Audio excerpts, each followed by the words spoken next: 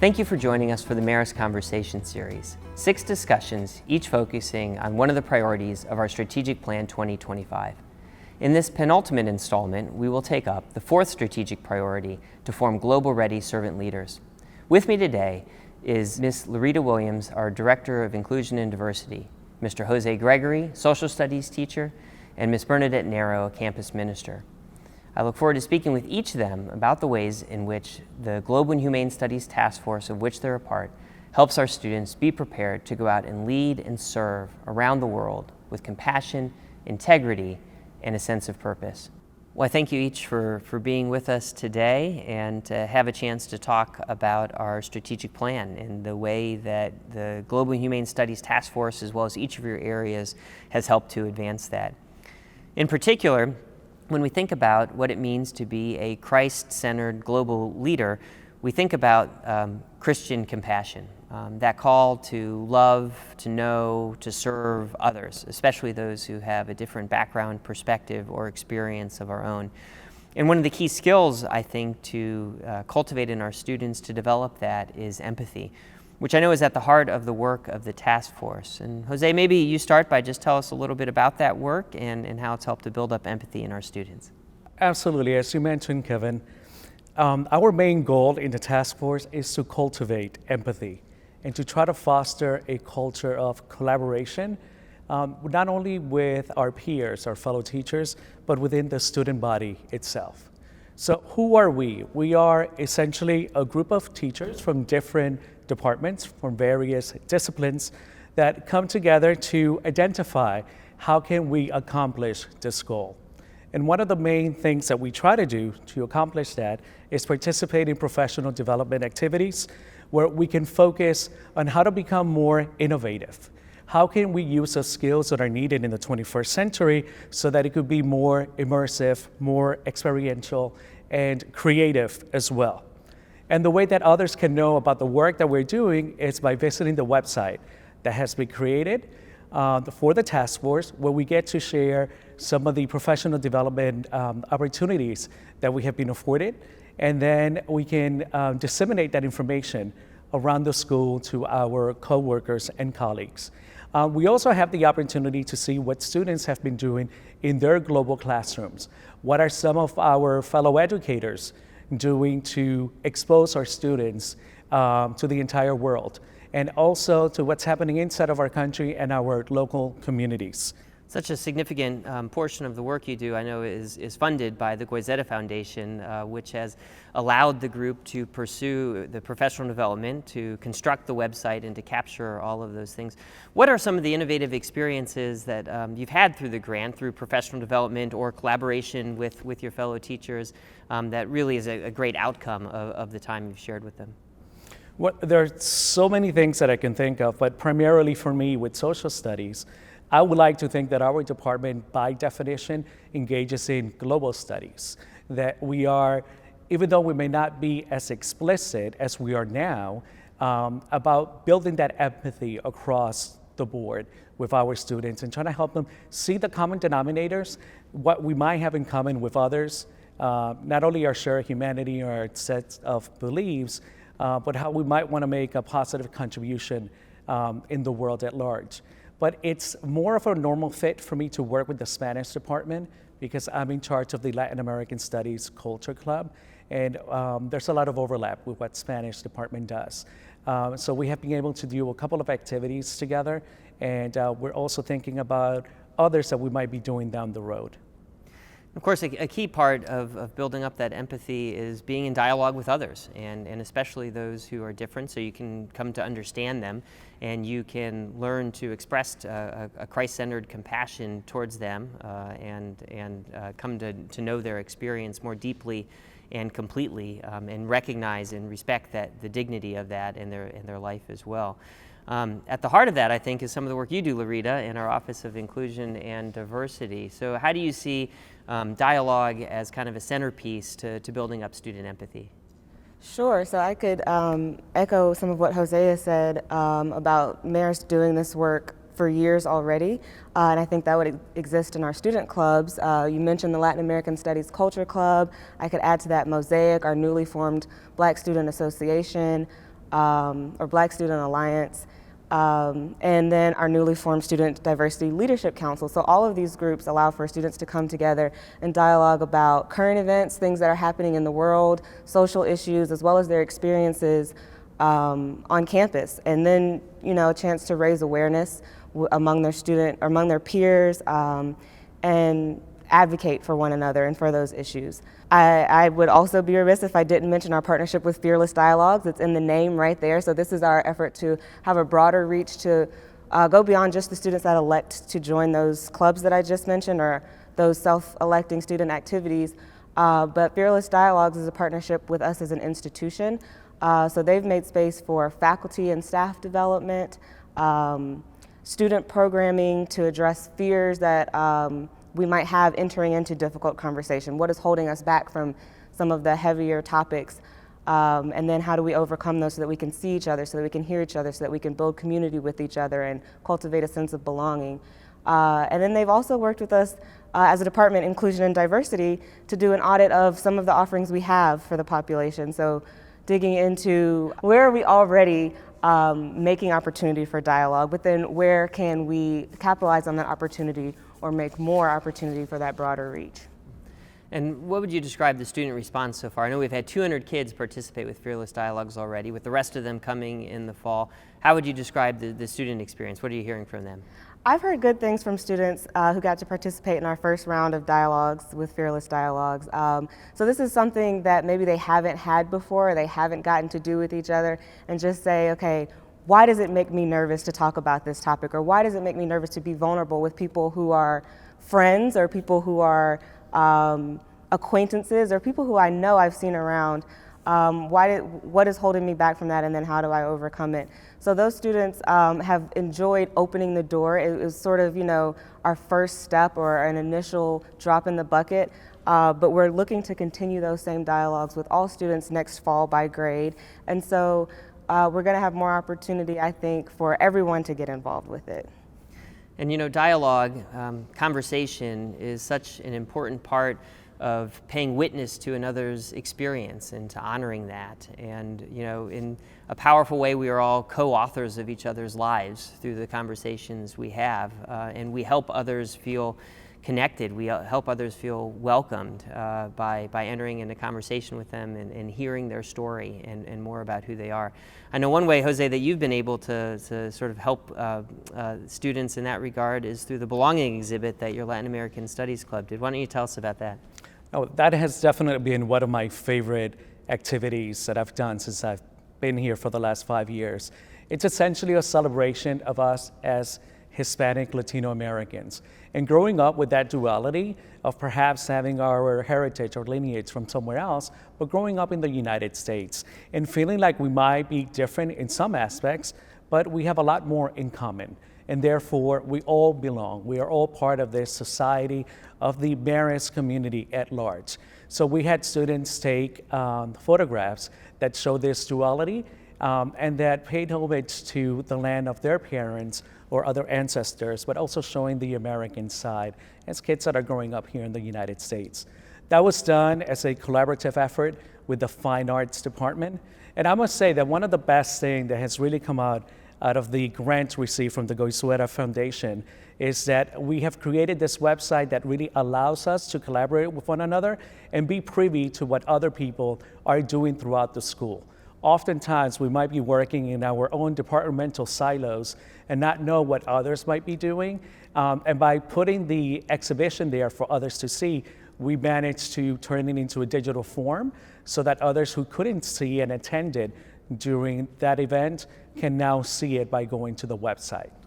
Such an important point that it's not just collaboration among students that we're facilitating through the Global and Humane Studies Task Force, but it's collaboration among ourselves too as the adults. We want to break down those silos that exist between departments and show that at its best, that an education is a rich intermingling of each of the areas of learning that come together and are more powerful because of it. Speaking of silos, you know, we are coming out of a political season here where we had an election, and you know, one of the ways that it was important to have constructive dialogue and to speak across differences is on the political spectrum as well. And Bernadette, I know as a member of our campus ministry department, you're familiar with our Civilize It program that helps students do just that. Why don't you tell us about it? Yeah, that's right. We actually started originally working on some of the Civilize It lessons, mini lessons with students while we were all sheltering in place last May. We did a couple exercises with our foundation students, just digging in a little bit to what does it even mean to dialogue with someone else. So we talked about what is the difference between dialogue and debate, and how can we enter into these conversations with empathy and with care for where the other person is coming from, appreciating the ways that we're similar and also respecting the ways that we're different.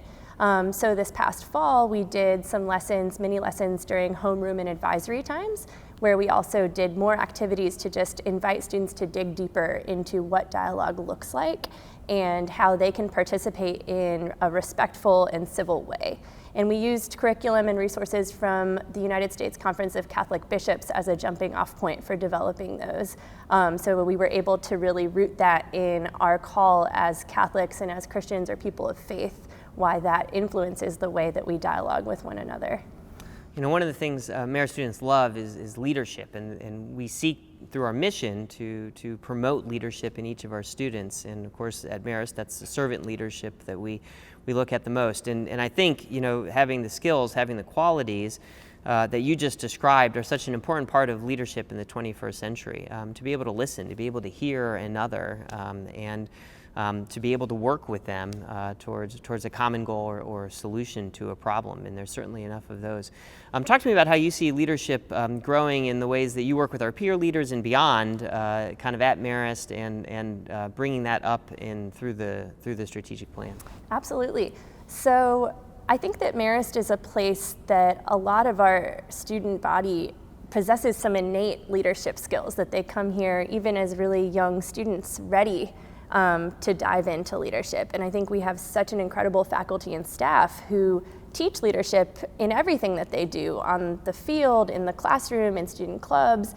And so there was a lot that was already going on about leadership around Marist, similar to what LaRita and José have shared about ways that Marist has been doing this work for years. And so I think our challenge was to make all of the different leadership kind of lessons and areas more comprehensive and cohesive.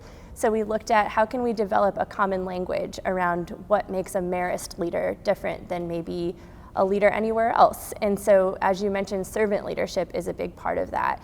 And one of the ways that we're looking to expand that is to work with some of the other Marist schools that are both national and international. So for years in the peer leader program, we've had a partnership where we have trained some of the peer leaders alongside peer leaders from the Notre Dame Pontiac School, which is another Marist Fathers school. And now we want to expand that to be not only peer leaders, but maybe some leaders from student athletics, you know, captains of teams, or students who lead clubs at Marist, or just people who we've identified who we think could go through some development to become an even better leader.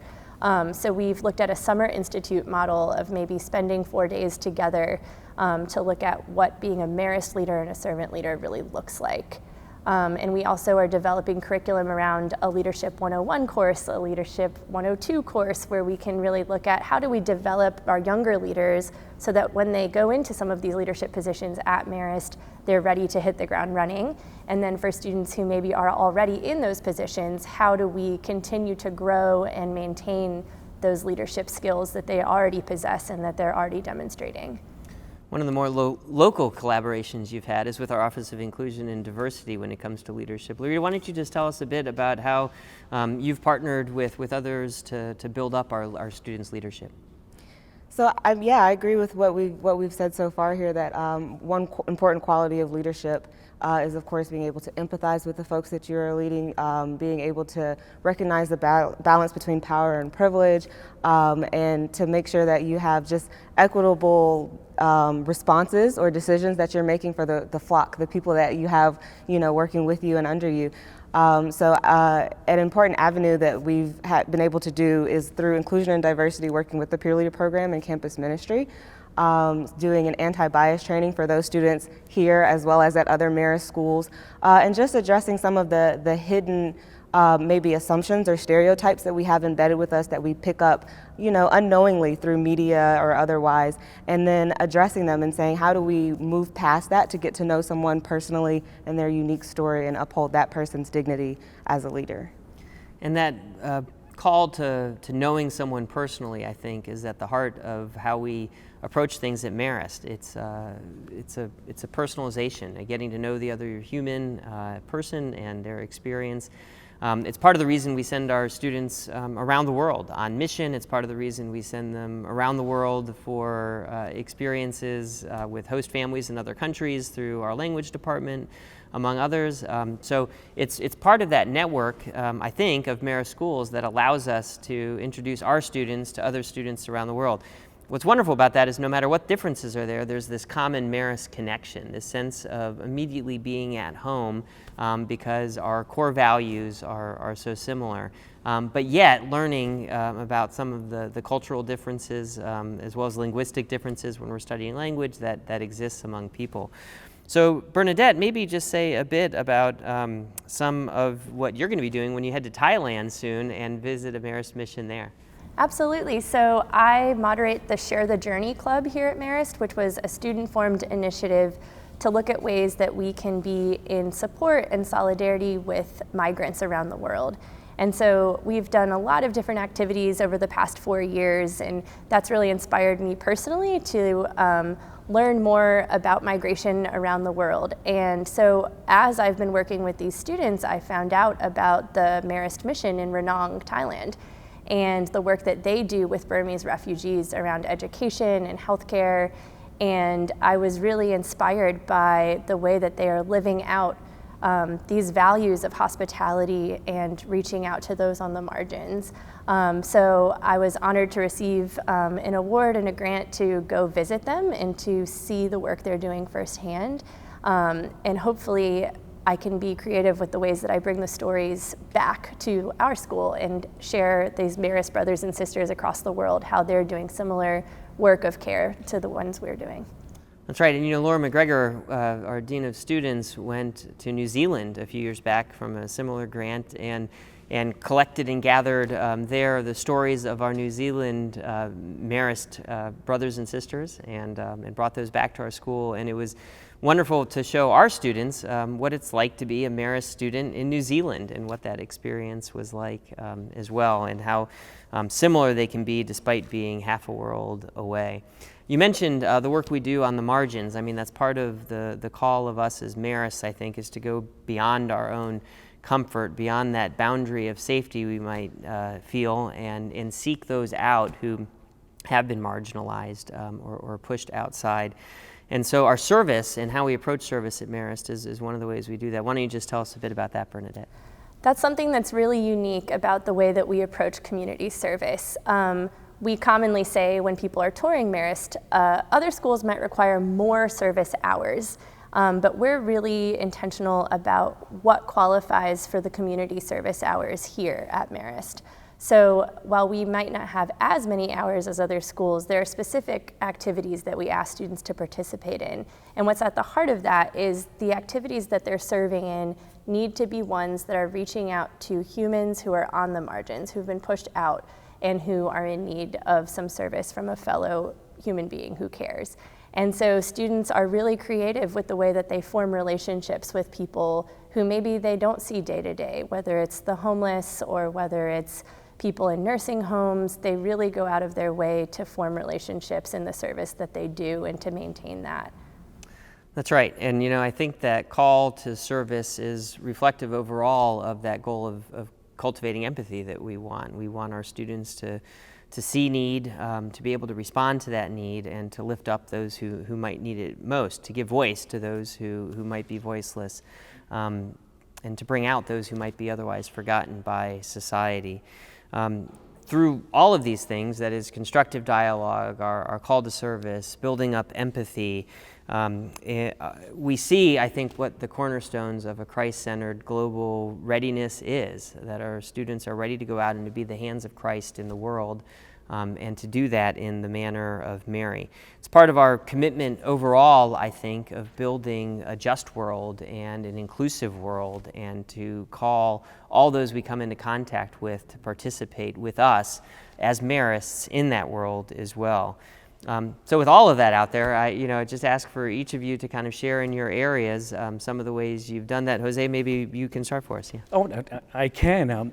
One of the main reasons why I was attracted to Marist in the first place when I applied for a job 5 years ago, besides incredible academic reputation, and everyone knows about Marist athletics and just what a strong community it is, it's the service that was being provided for individuals in the GED program. Specifically, we are Centro Hispano, where I started volunteering, teaching social studies in Spanish.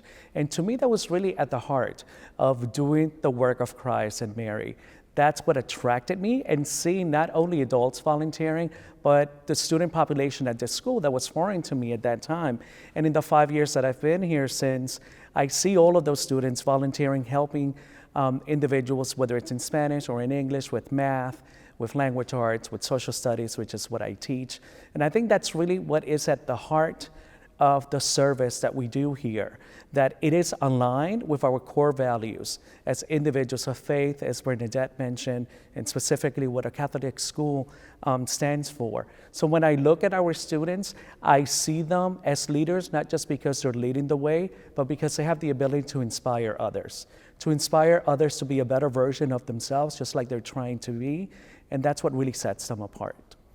That's right. I mean, what a great example of how we seek to live out being an inclusive community that promotes justice and equity for all. LaRita, I know a good bit of that work is housed in your office as well, although certainly not restricted to just it. But you shared a bit about Fearless Dialogues. What are some of the other ways that the work in your office has helped us do that? Well, I think the main way we haven't touched on just yet, or most recent and largest way, would be through the summer reading program, where we have the title on the same page, meaning everyone is reading the same book or similar books with topics that align us with our mission. In this past summer, those books were stamped in Just Mercy, stamped by Jason Reynolds, adopted original text by Ibram X. Kendi, and then Just Mercy by Brian Stevenson for our older students in 9th through 12th. Both of those books take a look at anti-racism and gave us language and tools for reflecting on our own practices and who we are as a community, but also gave us another lens for understanding the history of our nation, and that many iterations maybe that racism has taken on now, but also looking at individual stories. So we talked about the personal stories and getting to know people and what that means for informing the role of a global ready servant leader.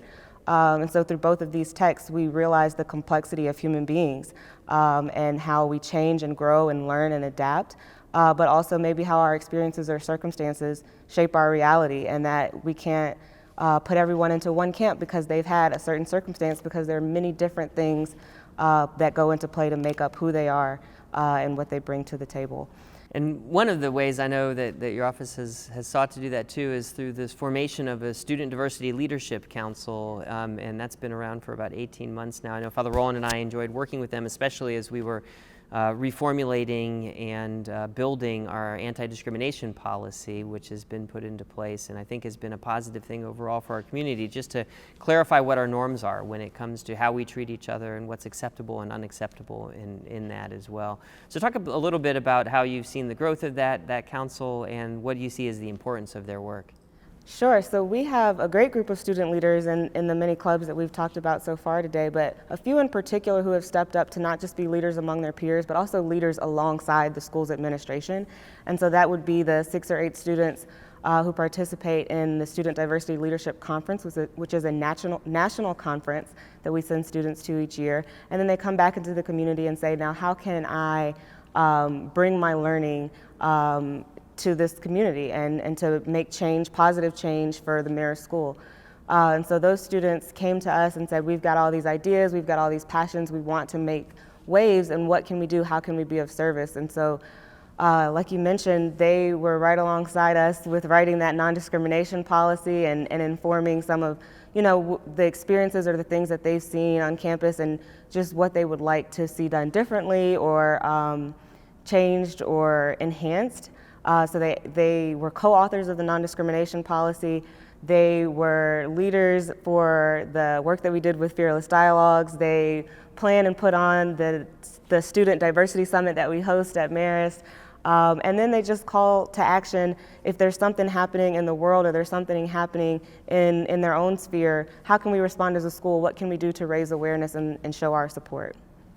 And a big part too is helping our faculty and staff be equipped to advance student understanding of all of these things too. And so I know one way you've worked to do that is through the IDI. Would you just tell us what that is and how that's been going? Yeah, so the IDI is the Intercultural Development Inventory. And we are blessed to have a campus minister on campus here who is already trained and certified as a qualified administrator of the IDI. So we had 2 more faculty members, myself included, go through that training so that we could bring it to our faculty and staff at Marist. And it is basically a continuum that allows you to assess your cultural competency skills and then grow your cultural competency skills to a level of adaptation. How do we adapt to the changing needs of others?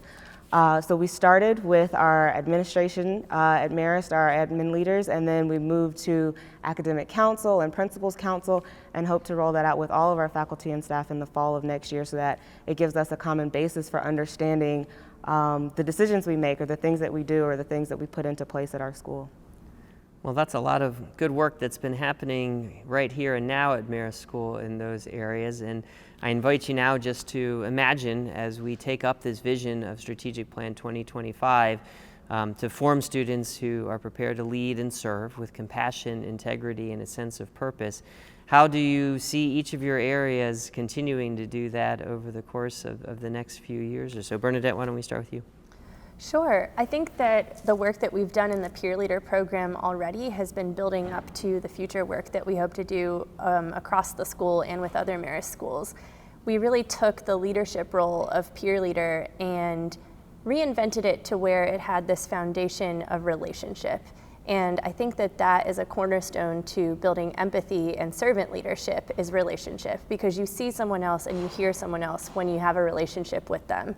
And so we worked on even just some practical skills for how can you as a peer leader form a relationship with a new student who's maybe in 7th grade and you're in 11th. What does that look like? And how can you be anti-bias as a peer leader?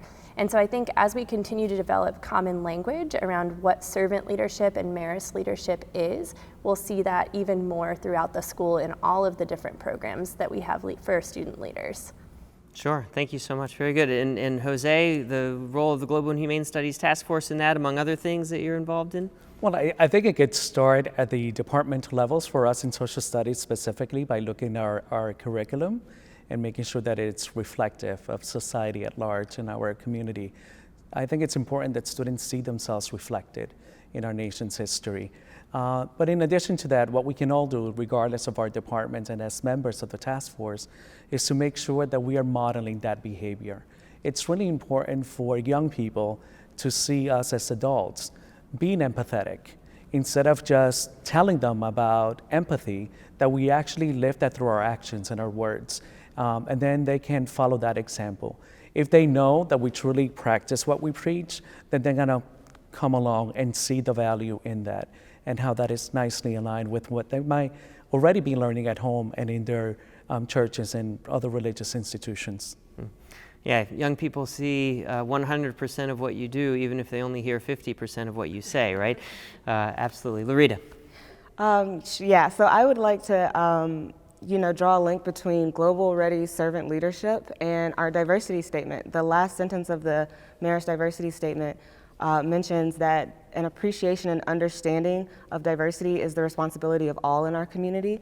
So the way that I see our office continuing that work is to make sure that everyone sees themselves as a global ready servant leader, not just those students who are picked for peer leader, but everyone has a capacity and a responsibility to look out for the person next to them from whatever role or position or locale on campus. In whatever they're involved with and whatever they do, they can be that for the next person.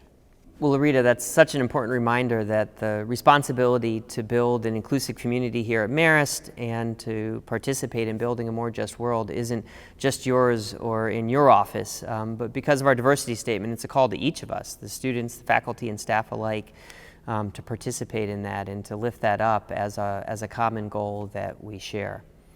Well, I want to say thank you to each of you so much for being here and sharing the good work you're doing collectively on our Global and Humane Studies Task Force, but also too for the work you do in your respective areas on campus and helping our students build up their global readiness, and to do that in a way that brings honor to our Lord, and to do that in the manner of His Mother Mary. So I appreciate you being here with us today.